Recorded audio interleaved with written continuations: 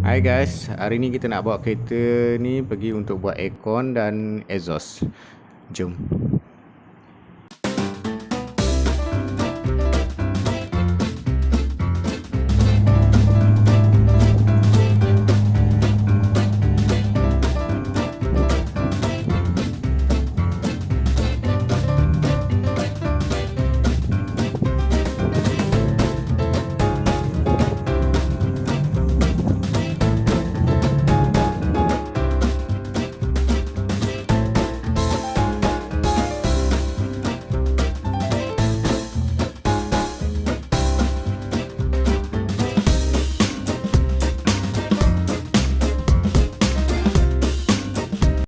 Okey, sekarang kita dah sampai di kedai exhaust.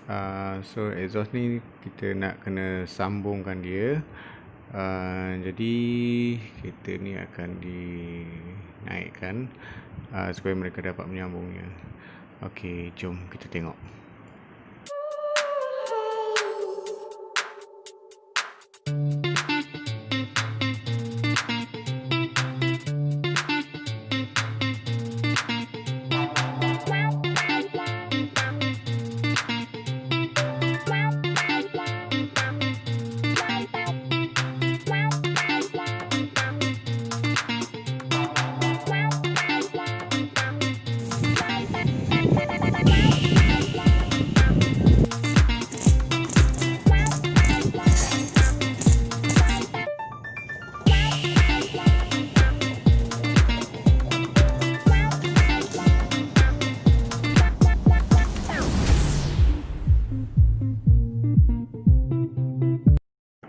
Sekarang kita dah sampai ke kedai aircon dan kita minta pakar aircon untuk cek aircon kita dan isi gas.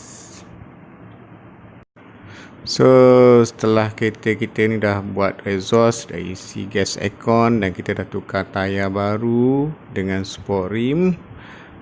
So inilah hasilnya. Buat masa ni lepas ni kita akan pergi buat untuk inspection puspakom dan dapatkan insurans dan road tax. Okay guys, untuk kali ini terima kasih kerana like dan subscribe saya punya channel. Kita akan jumpa lagi dalam video yang seterusnya. Bye.